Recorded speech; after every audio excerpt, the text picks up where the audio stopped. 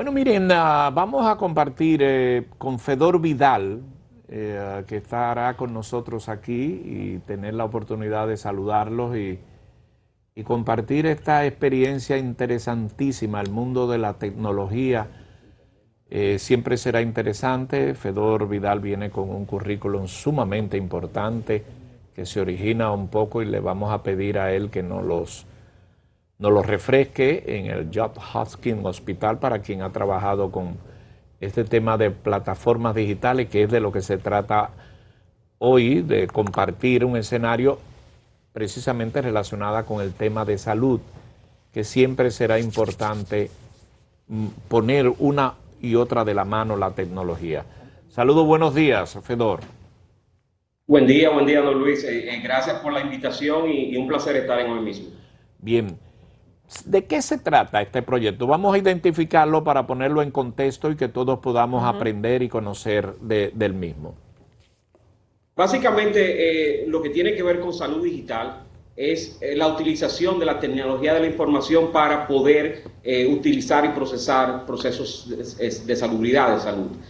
Para poner un ejemplo sencillo, estamos hablando de récord electrónico médico, estamos hablando de integración entre las ARS y los doctores para poder, por ejemplo, hacer facturación electrónica sin tener que mover papeles. Estamos hablando de salud poblacional, en el cual, por ejemplo, una población diabética puede ser analizada de forma tal que la cantidad o el gasto se pueda analizar de una forma que un grupo poblacional pueda prevenir que se vuelva mucho más enfermo. Entonces, básicamente utilizar todo lo que son las informaciones de salud para poder articular todo lo que tiene que ver con ese proceso. Hay una tiene parte, que ver con telemedicina.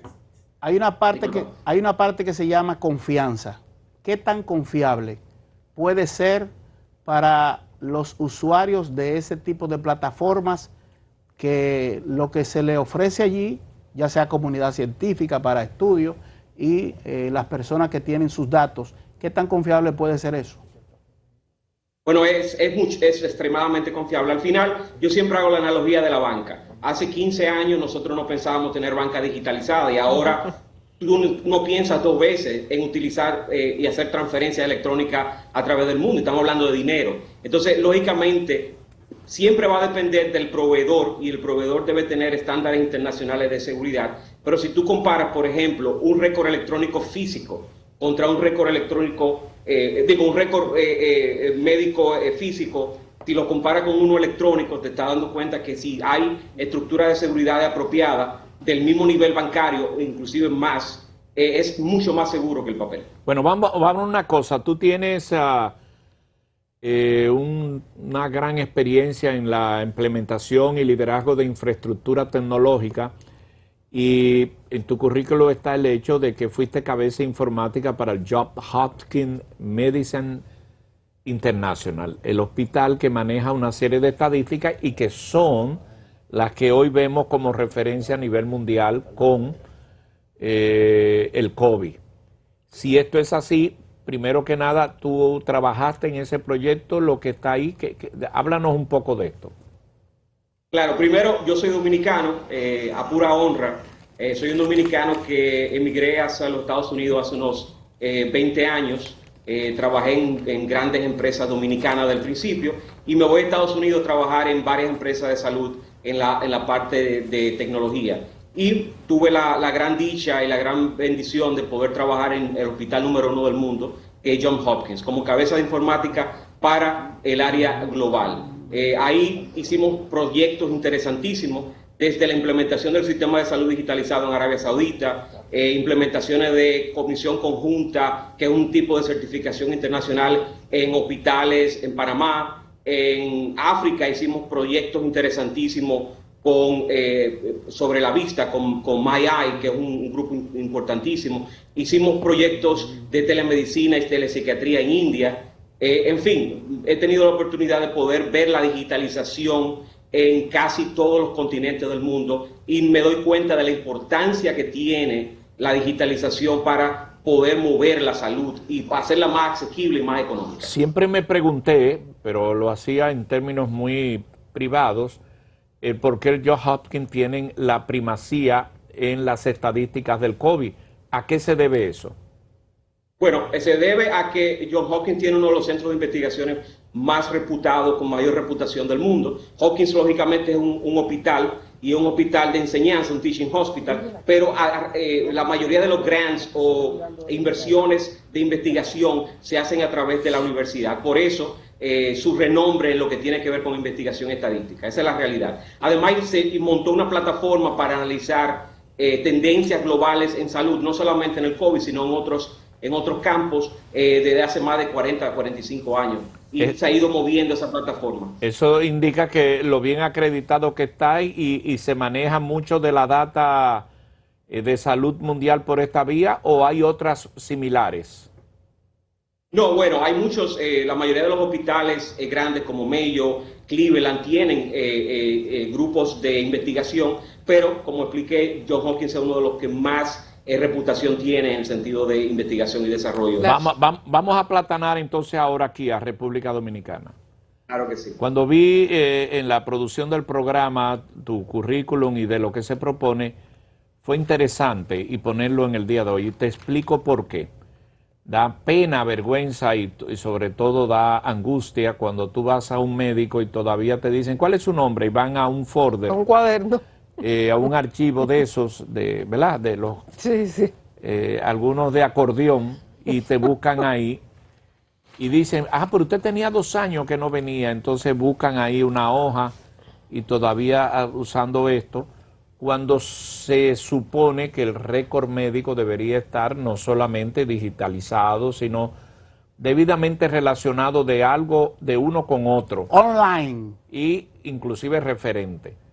Pero eso, ojo al Cristo, muchas veces ha estado ligado de que aquí se han hecho muy buenas inversiones y algunas han estado en el zafacón, se ha perdido y hay mucha gente por ahí que andan debajo del brazo buscándose unas comisiones. Te pongo los dos escenarios. Esto que tú estás presentando, comentando, pónmelo en ese contexto. Bueno, el contexto es muy bueno. Lo importante es que lo que tú tengas en papel es imposible medirlo.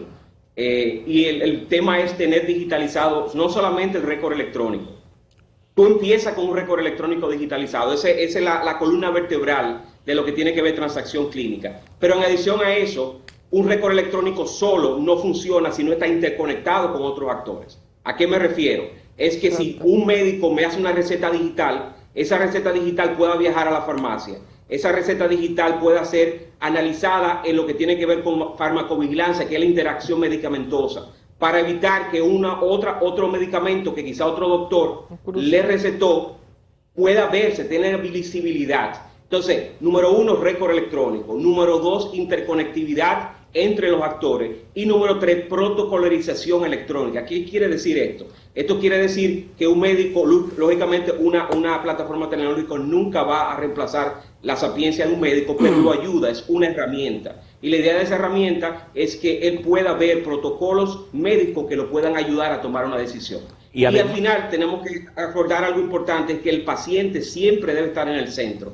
Muchas veces nos olvidamos que el paciente es lo más importante y muchos de los procesos administrativos están de espalda al paciente por temas tecnológicos hasta cierto punto. Y la lógica sería que ver el momento, que no lo veo tan lejos, hay países donde esto está ocurriendo, tú llegas, ¿verdad? Porque la parte médica debe ser frente al médico, ve tu récord, hace una receta, se manda a la farmacia y la misma farmacia te la lleva a tu casa. Tú no tienes que ir a coger un parqueo, coger lucha, coger un número que sí hay.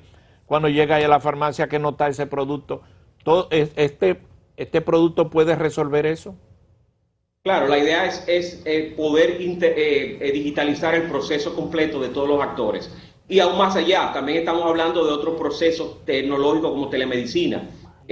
Por ejemplo, lo que es una teleconsulta, poder tener una interacción virtual entre un doctor y un paciente. No solamente en algunas especialidades donde quizá una visita no sea necesaria, que sea una visita de seguimiento, pero lo que es la telepsiquiatría es algo que está en este mundo ahora mismo a nivel internacional bastante avanzado, en el cual muchas de las interacciones con psiquiatras y psicólogos se hacen a través de telemedicina. Por último, otro ejemplo sencillo es lo que tiene que ver con la segunda opinión médica. Un médico en la frontera, por ejemplo, un médico general, pudiera acceder a un banco de especialistas en la capital de forma electrónica para poder validar o analizar un caso específico a través de la tecnología y una plataforma de un récord electrónico y una segunda opinión remota. Nosotros tenemos... Eso quiere decir que tú no necesitas un neurocirujano en la frontera, por poner un ejemplo, sino que puedes compartir esa información de forma virtual. Sacado del mundo análogo, aplicado a lo digital, se habla de ecosistema digital. Como usted bien señala, el encadenamiento de todos esos procesos, protocolos y herramientas tecnológicas para surtir un mayor efecto y positividad en la sociedad. Esa parte de la telemedicina que usted acaba de esbozar, nosotros acá hemos tenido experiencias muy interesantes, alianzas de hospitales de Estados Unidos con los de República Dominicana, y el personal dominicano médico se ha formado también utilizando parte de esos criterios de modernidad. ¿En qué nivel usted ve a República Dominicana comparado con otros países? Porque República Dominicana tiene un prestigio, según hablo con algunos miembros de comunidades científicas médicas, somos incluso referente regional para tratamientos, llegan a República Dominicana incluso pacientes con casos muy complicados. Sí, el tema de turismo de salud es muy importante. Yo pienso que República Dominicana tiene una posición envidiable, primero porque tiene una calidad de médicos impresionante, eso es lo primero. Número dos, porque tiene un prestigio a nivel de la región. Aunque no lo creamos, nuestro país está muy valorado en la comunidad internacional a nivel de medicina. Y número tres, porque tenemos una penetración tecnológica a través de celulares, cobertura muy alta. Ahora yo lo que pienso es que tenemos que poder utilizar esos componentes, yo siempre digo de un buen sancocho, todo eso vibra para hacer un buen sancocho, y es donde la tecnología pudiera ayudarnos bastante en ese sentido. Nuestro país a nivel tecnológico está extremadamente atrasado, en el sentido de, hay un análisis internacional que valora 7 puntos o 7 escalas a nivel de digitalización. República Dominicana está en el número 2 aproximadamente en esa escala. La idea es poder movernos hacia el nivel 6-7 en los próximos años. Colombia lo hizo Chile, lo hizo Panamá, está trabajando ese tema. Eso quiere decir que ya tenemos experiencia de otros vecinos, y eso es importante. Cuando un país está listo para poder moverse rápidamente, puede ver los errores de otro país y no cometerlo de forma natural. Entonces, yo pienso que República Dominicana tiene una posición importantísima para ser un referente de transformación digital en el sector. Nuestro sistema de salud público no está digitalizado. Conozco sí de algunos privados que están digitalizados, les recuerdan hasta cosas a uno que uno no tenía tan fresco en la memoria de hace años, porque existe, ¿verdad?, un récord digital donde aparece hasta la familia completa en el sector privado. ¿Qué otros países de la región tienen su sistema sanitario digitalizado, o solo somos nosotros que todavía estamos así, tan atrasados? El servicio es tan costoso que no nos hemos decidido a ponerlo. ¿Cuál cree usted que es la situación? Yo pienso que la razón ha sido simplemente el país quizás se ha enfocado en otros temas, por ejemplo, construcción de hospital, infraestructura, y yo pienso que ahora es el momento para dar ese salto. Países como Colombia, que es un referente de nuestro sistema sanitario, ya no habla de récord electrónico, está hablando de interconectividad. O sea, ya el récord electrónico es algo normal, y ese es el proceso. Chile, por ejemplo, tiene uno de los sistemas digitalizados más interesantes de la región. Panamá ha empezado el proceso. Y hay países que ni siquiera están digitalizados desde cero. O sea que cuando digo que estamos atrasados, no lo estoy diciendo de forma despectiva, sino lo que estamos diciendo es que todos los componentes en este momento están listos para poder dar ese salto. Y muchos de los actores del sector privado y también del sector público están tratando de identificar cómo pueden hacer interconexión en lo que tiene que ver por récord electrónico. Es importante no pensar un récord único como único una sola compañía, sino récord único en el sentido del ser humano, de poder tener interconectividad entre diferentes doctores que tengan diferentes sistemas y poder de una u otra forma tener una visión de 360 de ese paciente, que es muy crítico. Además, recordemos algo importante, la parte que tiene que ver con la digitalización ayuda a la promoción y prevención, que es muy importante. Eso quiere decir, por ejemplo, identificación de protocolos específicos para poder tener y manejar poblaciones. ¿Qué quiere decir esto? Que una población quizá prediabética, a través de información y de prevención electrónica, pudiera evitarse que se llegue a ser diabético o que se llegue a tener deficiencia renal o que hay que hacer un trasplante en el futuro. Y a eso se le llama salud poblacional. No se puede hacer una salud poblacional si no se puede de una u otra forma digitalizar el proceso. ¿Qué tanto valor puede agregar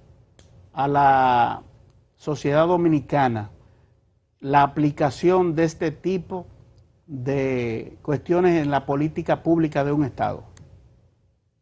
Es importantísimo porque si tú no mides los indicadores y los protocolos, es imposible saber dónde podemos hospitar, dónde está tu población más vulnerable, cómo se mueven esas poblaciones. Hay un factor socioeconómico importante, cómo lo analiza ese factor socioeconómico. Te voy a poner un ejemplo sencillo que pasó en Hopkins, en un proyecto que teníamos. Había un problema de asma en un área específica en Baltimore y se dieron cuenta que no era un problema de salud, sino era un problema de los aire acondicionados de ese sector.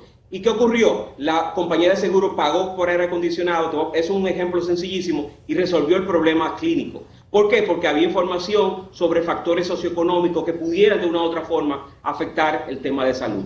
Y hay soluciones muy sencillas que no son clínicas de naturaleza, sino que puedes utilizar la data para poder entender cómo lo puede afectar. Entonces, todos los países que tienen manejo, Estados Unidos es un ejemplo específico, Medicare, por ejemplo, que es el seguro semiprivado del gobierno, se enfoca 100% en entender la data y no hay un grupo más informado a nivel de hacia dónde debe enfocar las inversiones con esa información. O sea que salud digital es crítico para poder protocolarizar y poder entender de una u otra forma dónde hacer las inversiones de un país. Y al sector privado igualito, en el mismo sentido. Los impactos que para la sociedad tienen, demostrado como tú bien lo señalas, pero a veces los médicos dicen, caramba, me enfrento a pacientes que creen saber más que yo de la situación misma de su salud. El paciente con estos manejos de información y con esta nueva tecnología o esta plataforma, ¿en qué condición se pondría frente a los médicos que a veces no le quieren decir las cosas como son y los pacientes están bien informados? Sí, yo pienso que los pacientes, la realidad es que se han acostumbrado a que otros verticales, por ejemplo, en el tema de retail, en el tema de bancario, ya utilizan sistemas electrónicos. Y lo que ha ocurrido es que están extrapolando esas necesidades o esas expectativas al sector de salud. Dice, ¿cómo es posible que yo pueda comprar un carro en Estados Unidos por internet, por poner un ejemplo, o pueda hacer una transacción financiera de una compra de un apartamento con una firma digital y yo tenga que ir a mi médico y me tengan que preguntar lo mismo que me preguntan todos los días, por ejemplo? Entonces, la costumbre de la transformación digital de otros sectores está presionando a que ese paciente no sea tan paciente, sino que sea más un consumidor informado de la medicina. Y yo pienso que todos estos sistemas ayudarían porque proveen un proceso mucho más amigable para evitar, por ejemplo, que un paciente dure 4 o 5 horas sentado en un consultorio, cuando todo el proceso de preautorización se puede hacer de forma digital. O sea que los pacientes realmente están presionando porque las expectativas de otros sectores lo están llevando a eso. Eso nunca va a reemplazar a poder tener una relación con un doctor, porque al final el doctor es el experto en ese sentido, pero sí, la conversación entre paciente y doctor está cambiando. Usted que tiene experiencia con varios países, ¿en qué lugar se sitúa la República Dominicana en función del uso de la tecnología en el renglón salud? Tanto privado, tanto privado como público. Estamos en pañales, la verdad que sí. Pero pienso que hace 2 años hicimos el primer Congreso de Salud Digital aquí en el país, que fue todo un éxito, y nos dimos cuenta que había una necesidad. Yo pienso que el sector y todos los sectores y todos los actores están invirtiendo grandes esfuerzos económicos de proceso para poder empezar el proceso de digitalización. Yo pienso que aunque estamos retrasados en comparación con otros países, yo pienso que en los próximos 2 años vamos a movernos extremadamente rápido en lo que tiene que ver con digitalización y vamos a movernos a nivel de ranking mundial muy rápidamente. El país preparado está necesitado y la pandemia ha desnudado procesos administrativos en el sector salud que necesitan ser digitalizados para ser más eficientes. Así que yo pienso que de aquí a 2 años va a haber un cambio impresionante con lo que tiene que ver con la digitalización del sector. El abaratamiento de costos de operación de estos esquemas médicos con la tecnología, ¿a quién beneficiaría más? ¿Al paciente o los que participan como prestadores de servicios de salud, como administradores de riesgos de salud, todos los elementos del sistema de salud? Yo pienso que a todo el mundo, el paciente porque va a tener una experiencia mucho más placentera, más rápida, más eficiente. El doctor o el proveedor de salud porque va a poder eficientizar sus operaciones, va a poder de una u otra forma tener acceso a poder tener más pacientes de una forma más eficiente y efectiva. A la ARS porque le va a permitir tener salud poblacional, que al final es lo que un manejador de riesgo de salud hace, es manejar el riesgo como tal y no lo puede hacer sin información. Ayuda al país porque de una u otra forma puede identificar a nivel de protocolos y de data, puede identificar dónde deben ser las inversiones del lugar. Muchas veces son inversiones que no necesitan tener un hospital y puede poder cambiar. Y a nivel del sector como tal, la digitalización hace algo importante, y es que cambia esquemas y paradigmas y crea nuevos modelos de negocio. Por ejemplo, en Estados Unidos tú te das cuenta como CVS, que es una de las farmacias más famosas, por poner un ejemplo, tiene ahora clínicas pequeñas, rápidas para poner vacunas. Entonces, eso ha sido a través de la digitalización. O sea que yo pienso que es un ganar-ganar para todo el sector y para todo el país y el mundo en ese sentido. Bueno, muy bien. Fedor Vidal, muchas gracias. Qué bueno tener esta plática con usted sobre los temas de informática de salud y agradecer y celebrar que usted, un dominicano, haya incursionado con tanto éxito, sobre todo en el plano internacional y específicamente en los Estados Unidos. Gracias por su Muchas gracias por la invitación y que pasen feliz día. Gracias. Bueno, miren, antes de despedirnos, nosotros queremos compartir con ustedes